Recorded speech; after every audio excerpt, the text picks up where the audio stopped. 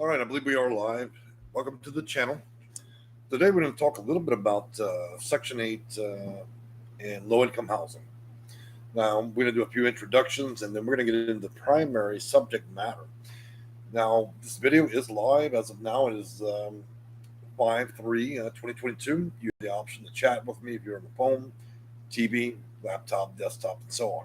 If you have questions, we're going to do a few introductions and then we're going to talk about the current market as it stands right now and what a lot of you are going to need to do if you're going to want low income housing, affordable housing, and so on.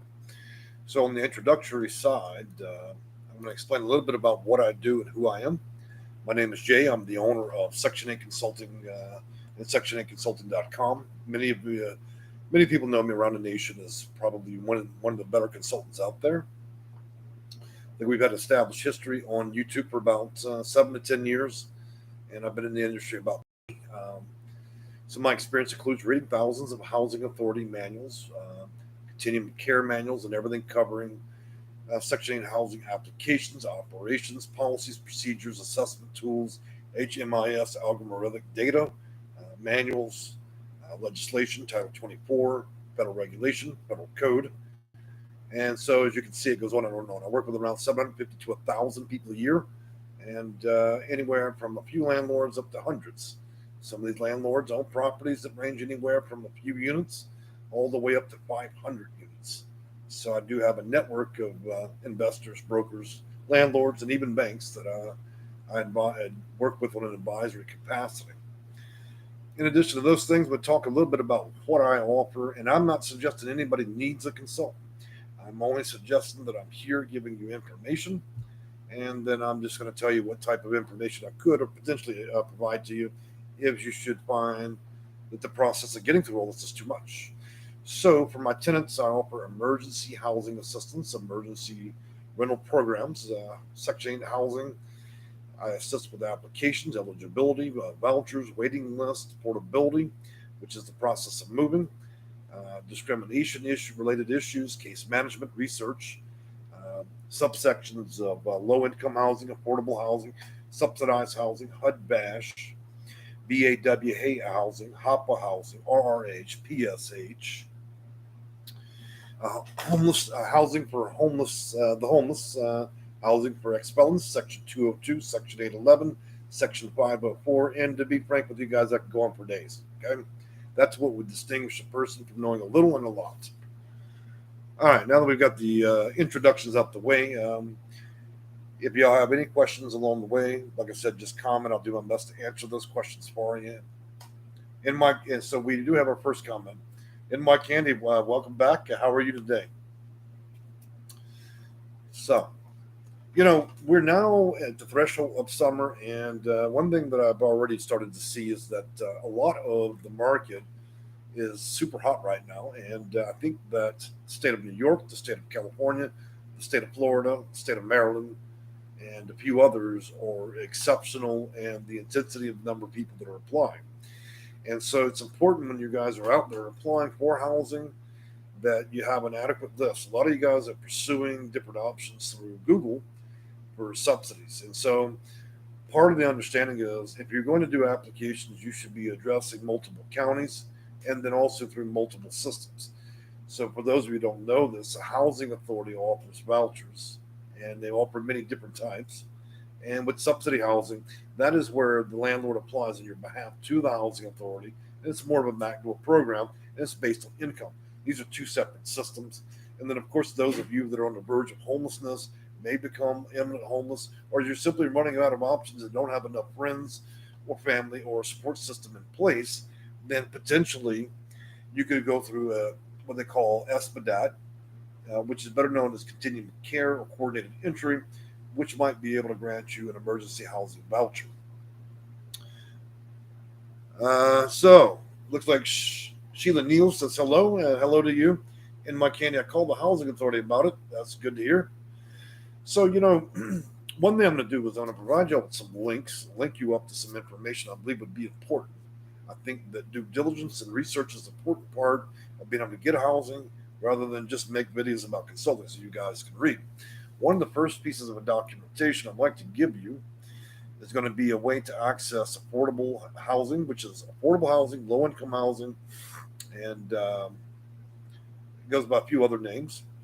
And I want to do a quick introduction here. As y'all, many of y'all know, I rescue cats, and so every now and then they do pop into my videos. And so this is one of my pretty girls. Of course, when I make videos, they tend to incorporate themselves into the videos, and I think they've become kind of a mascot. I know a lot of you asked about one of the mini cats. For those that don't know, I've around 18 cats, all the rescues. So back to the topic. I'm going to pull up one of the primary links you're going to want to use.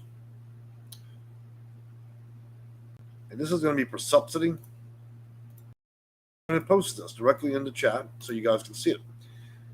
You're going to want to use this link in order to look at subsidies. Look, there's no magic involved in this. If you're low income, you can apply a subsidy. What you're really waiting for with the subsidy is for an ambulance to pull out somebody, because a lot of subsidies are already out there and they already have a waiting list that is extreme. They're waiting for somebody to die. So subsidies tend to be tough. So you really want to address subsidies in states that don't have climatic or very large homeless populations. Okay. Second thing here that I'm going to link up to you guys is going to be another piece of information that'll help you in your journey.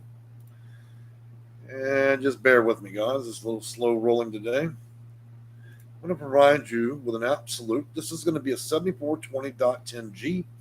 And for those that don't know, this is produced by the U.S. Department of Housing and Urban Development, Public Affairs. And this is one of those big ones that's 475 pages. And though this is dated from earlier years, it is a contentious program guidebook that is a number of years in the making, decades really, and they keep adding more and more. So this is a very useful tool. It's important that if you're going to have a good case, you're going to apply, being on lotteries and do all these things, you need to be able to have the right information as a weapon to use so you can get through the system. There's a lot to learn. So let me link you up to that. If you wish, you can search for a newer copy, but they don't mandate new copies very often. And I think you'll find that most HUD operational manuals are issued by companies like Nan and McKay. So that's NAN and McKay. And if you have a great deal of money, you will be able to get a hold of those manuals if you have the proper credentials. All right. Looks like I've got a few more comments here. So let me post this link real quick and I'll respond to comments. So there's 475 pages of pure glory. It gives you a lot of preferential information that typically your housing authority employees will not give you. Even the ones that pay for the $100 certification generally don't even have this in their own portfolio. It's usually more of a reserve for those that are in the back office and probably directors of programs. So, Adrian, I just got a follow-up in Section 8 app. Can you help if I book an appointment? It's very confusing. Well, that's what I do, Adriana. I'm a consultant, so most people know that's what I do. Now, just to clear up some misconception, guys, HUD, the Housing Authority, this is these programs run across all 50 states. My ability to work with clients as a consultant is not contingent on me being in a specific zip code or state. If you understand the system at the federal level, I work in all 50 states, even Puerto Rico, even Hawaii. So let's get that out of the way. A lot of you guys are under the belief that the type of work I do as a consultant is a restriction of a zip code. It's not. Now, when HUD is only designed to be in one city, that'd be fine, but it's not. So beyond that, I'd like to connect y'all with another useful tool. I'm going to give you part of a federal database, and this is one thing you're going to find useful in your search for housing authorities. So I'm going to give you every known location for all housing authorities in the United States. Why would this be useful to you? Well, one, Google's filled with scams, and so are the people that back those websites. They're from Russia and China, and they'd love nothing more than out of your desperation for you to give them all those juicy details they love, like your social security number, your driver's license, and then before you know it, somebody's taking out a loan on a car, except they don't live in this nation. Or maybe they're a consultant, they like to run you down to CVS, and then you can get them a stack of gift cards. They're certainly not like me, where you actually have a real business address, where you file your company's filings with the Secretary of State. These are people that run around in the shadows, or as I've always said before, We have YouTube, which is filled with a lot of people that work as their primary job is to be a children's party clown from 9 to 5, and then at night they make videos because they're now, after reading one article on Google, they are a master expert consultant, and they're going to give you 3 easy tips and tricks to ruin your life. So I had to put that out there. Y'all know how I feel about that. If you don't know what the fuck you're talking about, don't make videos. That's my point. All right, so let's get on with this real quick. I'm linking you up in live chat now with every known housing authority. This is especially going to be useful for those of you that want to utilize your voucher towards the ability to get a home. Now, there's been a great deal of interest in my channel in regards to that, so I'll speak about it briefly. Let's clear some misconceptions about how a voucher buying you a house. The voucher does not buy you a house. If you have a housing choice voucher with portability, you may in turn ask the housing authority if they have a home buyers program. If they do, you're going to take a bunch of classes over a long duration of time.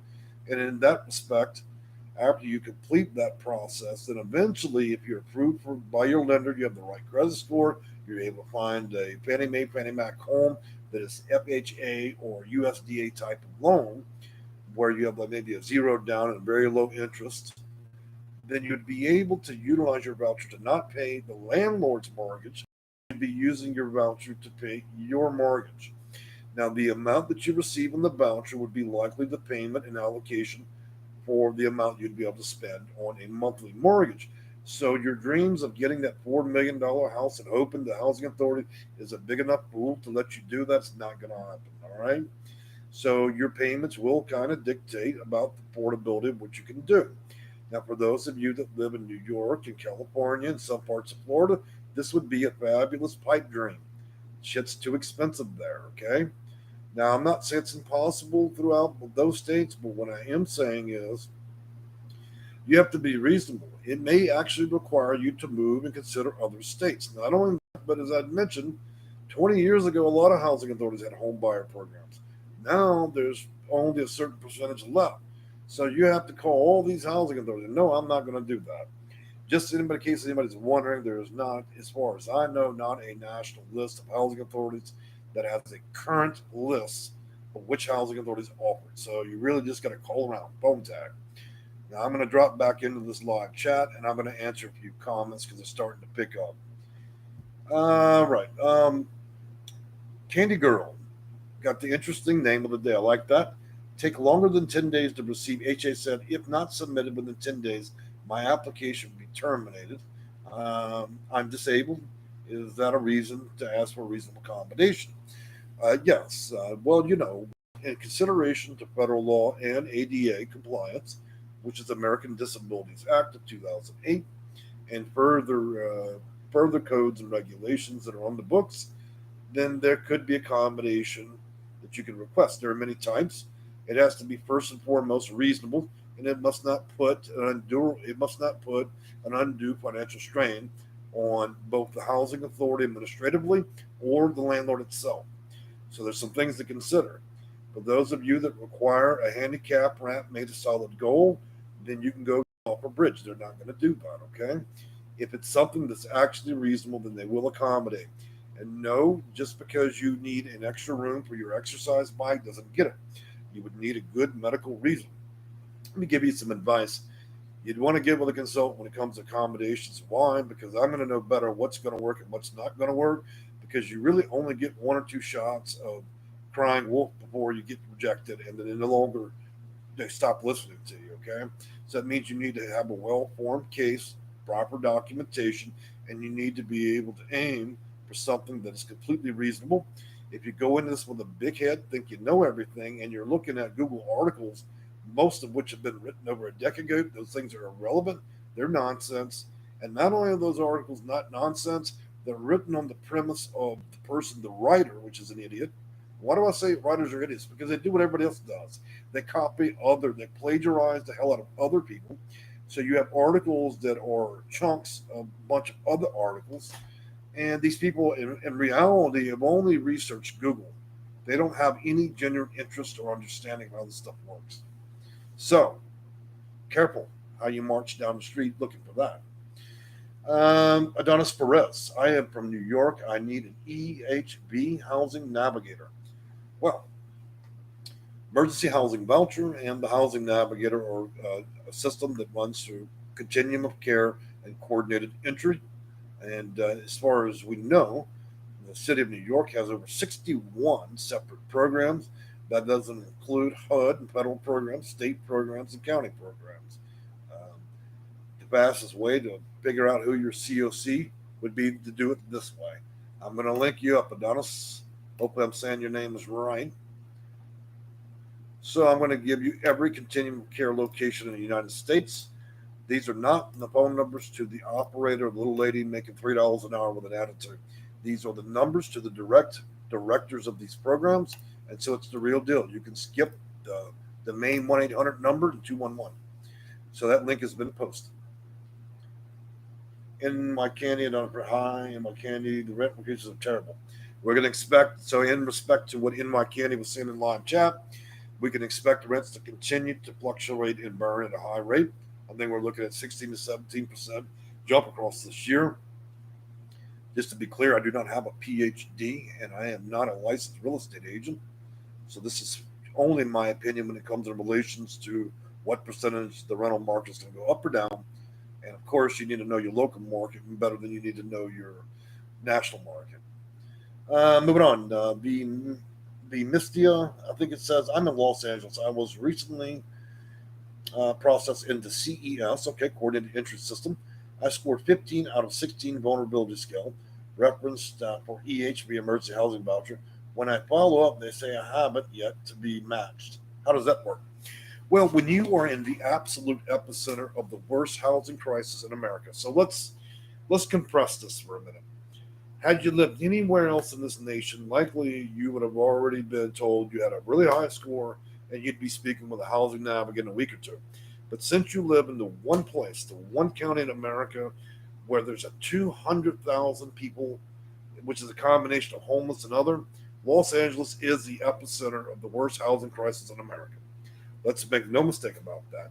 So the reason they're waiting to follow up with you is because you're in a massive, monstrous line that's almost 5 times that of New York. You would literally have a better chance of getting an emergency housing voucher quicker in Manhattan than you would in Orange County, okay, or LA. If you want to speed that up, then take your application, contact a continuum of care or CES in one of the other counties that's 1 or 2 counties over, and have them process it. Because why? They have a lower density in population, they have more money in funding, but Los Angeles and Orange is a complete fucking nightmare. And yes, I just use those profanities. That's how we keep it spicy. But look, I'm being real. You start messing with Los Angeles, you're going to be waiting a minute. Now, good news is in most cases they'll attempt to try to process in 60 days. But then, like I said, the demand is unreal at this point. All right, moving on. And Mike Candy says, yes, I would. So, I'm going to bounce back to home ownership again. Seemed like a good topic to kind of touch base while you figure out what you want to ask. So, besides reaching out to a bunch of housing authorities and determining whether or not you're qualified to do so, and keep in mind if you're already in programs like FSS, Housing Choice Voucher Section 811, Section 202, even if you have a small fixed income, it still could be an option for you. But figuring out which housing authorities are offering it, whether or not you have the applicable credit score, whether or not you're able to take the classes they want, whether you're able to take on the extra costs of utilities and home maintenance, insurance, and have a proper down payment, whether it's subsidized by the government or whether or not you actually have cash in hand in your bank. Make no mistake, anybody even doing a typical mortgage spends a month or two just to close a deal.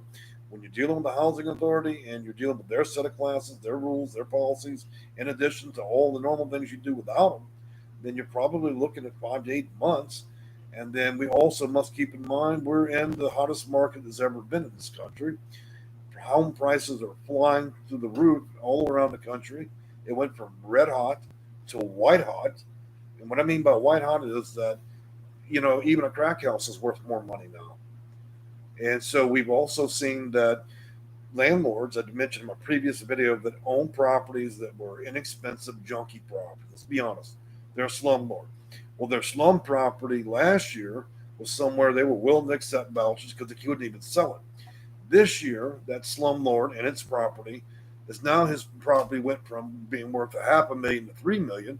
So of course we have a lot of landlords that are now exiting the market. They're kicking all the Section 8 vouchers out. So we're having a compounded effect around the nation of a loss of housing, increased prices, and unbelievable rents. As y'all may know, as a matter of policy and rule, housing authorities can allow a landlord to change the rent every 6 months, so they can move the rent up. What I fail to see most of you do is so can the tenant. When's the last? If you've had a voucher, you've owned one for 20 years. When's the last time you asked for a higher rent allowance for that? So your rent reasonableness, you should be approaching them once a year, going, "Hey, you know what? You got me at 1,100. How about we consider this at about 1,500 now? The world's changed. Rent's more expensive. Can we reevaluate this?" A lot of you guys are not doing that. You just fill out your recertification, you shut your lips, you go quietly in the night, and then you just think these people. Let me tell you something. How they're doing. Their only job is to do administration. In other words, they're here to implement, give, and then that's it. If you don't put your hand out and figure it out, they're not going to tell you. A lot of you are under the opinion, you make the confusing decision that dealing with the housing authority, they're there to educate you. They're not. There's nowhere in Title 24 any federal regulation that requires the housing authority to teach. They don't even have the time. And most of the people that do most of the talking that are on the phone have barely even read their own operational manuals. They pretty much have to walk back anything that has a serious question. They've got to walk it back to a manager because most of them are really just on the front line. So if you're hoping to lock a housing authority employee into a 40-minute conversation where they educate you like it's kindergarten, it's never going to happen. The only people that are going to do stuff like that is somebody that's a consultant. You can call a HUD specialist, same thing. They're going to give you 3 minutes, giggle, and hang up because they don't have time to sit there and teach you the whole system. This is so you want a full menu of options, you better go to it. And I'm not saying that you need to come to me.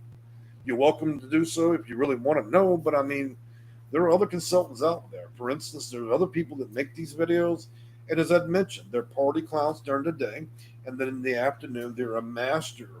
They've got 11 or 12 PhDs and consulting housing. They've done 8 or 9 minutes of research, and they now become an expert in the field. There's lots of that on YouTube. So there's lots of good consultants out here that'll wreck you. All right. So, anyways, besides my cynicism, let me move on to this. Dick, well, you know what? You almost got me there. Somebody has a pretty good name. So we're just going to call you Mr. Wad. And Mr. Wad says, "That's where you're wrong, Jay." Well, I am Mr. Wad. Can you tell me how I'm wrong?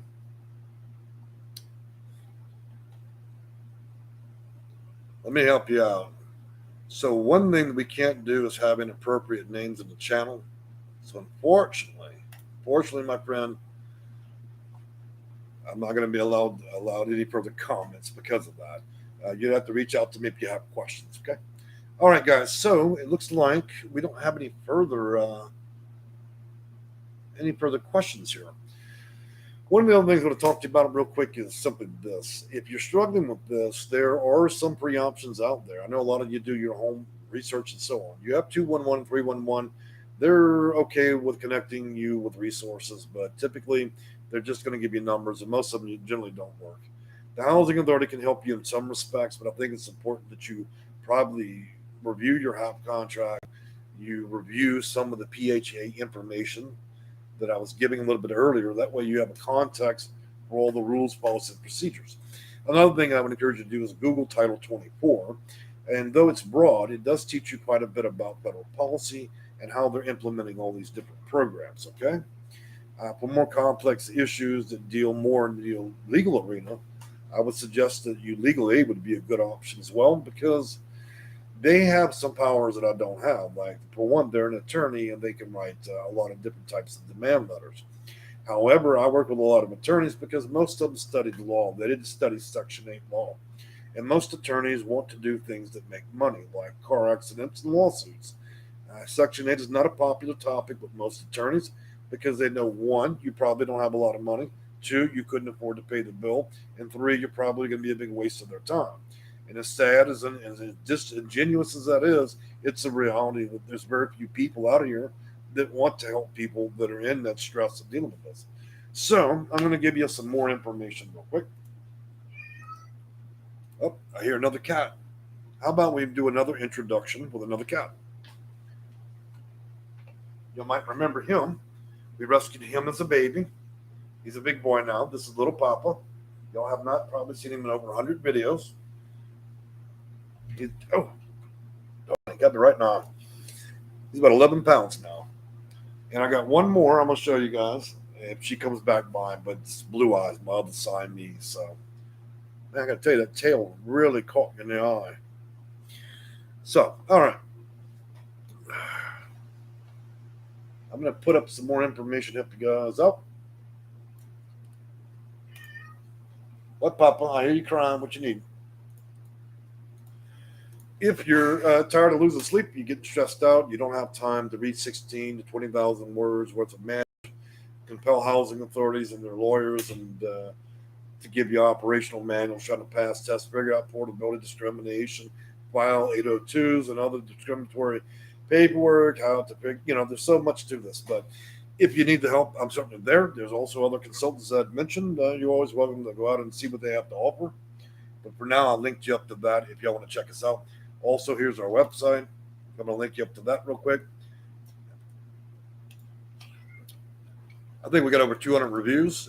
Just to be clear, guys, reviews are just what they are. Anybody can buy reviews. I don't buy them. The minute you read reviews for our company, you'd see if they're from real people. Why? Because you see so much neurotic behavior in the reviews that I don't even think a normal person could admit to half the reviews I've gotten.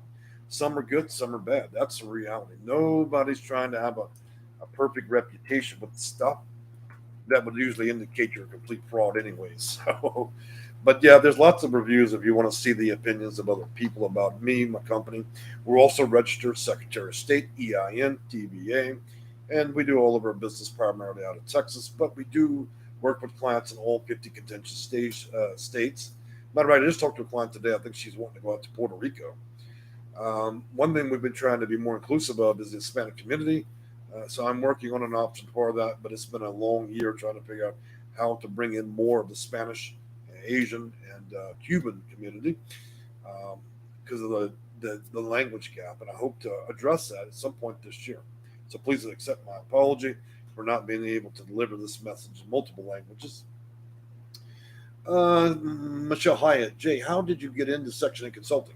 So let me tell you guys a story about how all this really began, and it was actually something that goes back over 25 years. There was a point in time in my own life where I suffered from low income. I was out there. I was raised in South Louisiana. I grew up in a trailer park by two parents, and we didn't have a lot. And when I turned a teenager, I left home, and I ended up on the streets. I did an exceptional run of almost 10 years on the streets. It meant I was homeless.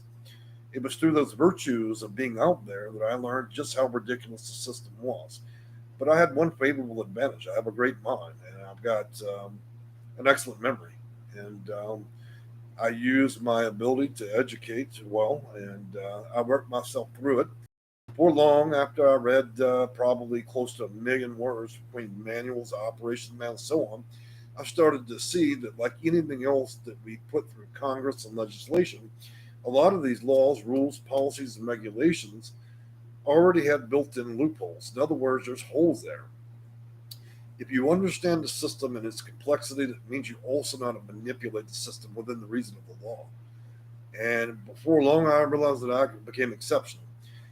After that period of my life ended all those years ago, I started getting formal education. I pursued the actual operations manuals through various sources. And then through theory and trial, I did very well my first 5 years. And here we are, going on 21 years? Most people know that my reputation is an exceptional. I don't think there's any close second match to me out there. And for most of you, let me tell you something else. 14 years of those 21 years, I didn't charge anybody anything. I actually worked with people out of my absolute over 10,000 hours for free, more so than even legal aid. And I had success after success. But with any good thing, there'll always be failures because some people have bad cases. Look, I've got people that simply work at Taco Bell and they have a low wage and they believe they're entitled to everything the government has to offer because of bad choice, and employment. Those are bad cases and I won't accept them, okay? My Really, I'm trying to help domestic violence victims, handicapped, senior, uh, big families, people that have lost a lot, that may have had everything and lost a lot, people that are rotting away in shelters, under bridges, on the streets. In some cases, I had a family of 12 that I literally dragged out in the woods in California and got them in housing. I've also worked with felons that just got off the bus from federal prison and got them housing within probably a little over a month. So it's not about this being so much a job. What it's really about is whether or not, you think of this as clocking in. It's not. You either have a true passion for it, and then you'd have to be exceptional in your ability to be able to do it and demonstrate your ability to do so. And then at that point, you become an expert. There are lots of people that get involved in this that can't handle it. Let me give you an interesting statistic, and then I'm going to wrap the video up. Around 30, sometimes 40% of the clients I deal with suffer from a number of mental health issues, and it makes their cases very difficult to work with. When somebody's having an advanced cases of schizophrenia, paranoia, and other issues, it makes my job hard, and that's why there's not as many consultants left in the market anymore, because a lot of them prefer a job that is very straightforward. So I guess only the brave kind of survived this. And my philosophy is I'll help anybody that's willing to help themselves. That's the reality. Just like I rescued these cats, spent a great deal of money doing that. I do the same thing for the people I work with, and it's not just a job for me. There is a mental toll to working with people. Let me give you just a quick example, and I promise I'm gonna wrap it up. You talk to a woman that's 89 years old that is literally sleeping in her car and is at virtue of dying in that car from a cold, or you go to bed and you sit in the bed and you count your $100 bills, right? So you either have a moral center or you don't. You either care about those people.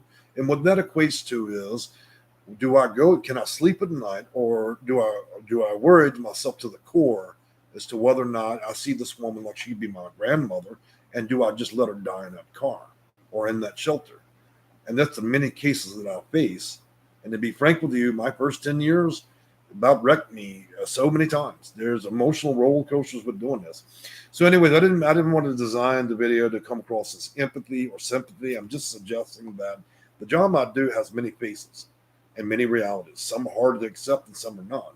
I do what I can for people. The services that I offer are segments of my time. I don't sell packages or bullshit. If you want that, there's lots of lunatics doing it. I don't write ebooks and other garbage. There's no membership programs and any other way to scam somebody. It's simply utilizing me and having unparalleled access to me by phone, by email, and working with clients using my expertise to get them through it. If you want somebody to sell you snake oil, fantasies, rainbows, unicorns, and other bullshit, you'll find lots of that on YouTube. If you're looking for somebody that actually knows what the fuck they're doing, to use, and that's that profanity, keeping it spicy. I know you church ladies hate me for that, but let's be real. You need to be told reality and truth. This is not an easy system. It does not give what you want quickly. We live in an Amazon world. We want something delivered tomorrow. We have unrealistic expectations because we've been raised that way. And so you see, this is an arduous job. For those of you that can handle adversity, that are willing to put in the effort and work alongside them on your case, that's a good way to do it. If not, then you'll continue to struggle to understand how the system works and how it will function for you. And you might quite possibly wait a lifetime and get a voucher. Maybe one day when you're in your coffin and you hear a knock, that might be the housing authority. They're ready. They're ready to bring you home. So anyways, it's a fantastic example and a little bit sensationalized, but I like good examples, right? So I'm going to answer a few more questions and we're going to get on. I've been really enjoyed having all of y'all and the patience to listen to me ramble on. So, Michelle Hyo, you have a great heart. Candy Girl, thank you, sir. Sheila Neal, what really happened to social workers? Just as a mild a mild opinion of mine. Social workers and caseworkers typically are trained in helping you connect with resources, and they're helping you emotionally. Social workers and others are not trained in what I do. They don't even know 1% of what I know. They can sit there and pull out their ink pen and help you pull out an application, but they don't know the virtue of this. How do I know this? You know how many times a caseworker and a social workers have called me and dumped 10 or 20 cases on me? Because it's easier for them at nonprofits to collect money than it is for them to actually demonstrate the same level of skill that I have. And having somebody sit there and make you feel good while they put your name, your phone number, and your address is a useless service. Unless these people know the system intimately and understand all the parallels across code, law, operation, procedure, then that caseworker and social worker is virtually useless to you unless they have some kind of contact in there with county services, mental health services, and so on that can give you a secondary referral.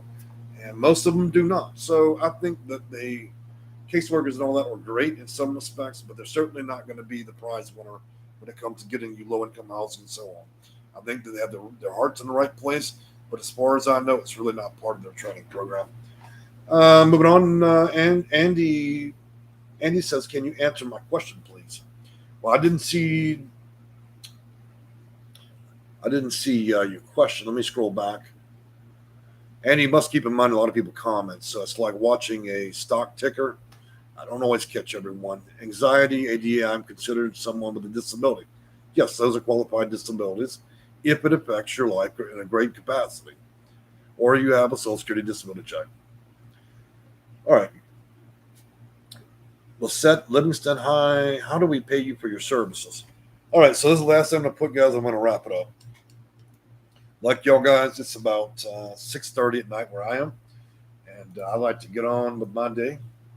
So I'm going to put information, appointments, and prices and our website. Do your due diligence. Check us out. Check me out. Check my reputation out. Check out reviews. Check out everything you need to check. And when it all verifies, you come back around, book an appointment if you want, or you can go with one of these other shady characters and see what they offer you. But I tell you, if they got you running down to CVS to get those gift cards, you already know what's going to happen to you. I've seen more people fall into that bullshit. All right, guys. Look, I've enjoyed talking with y'all, and y'all have a good night. Bye bye.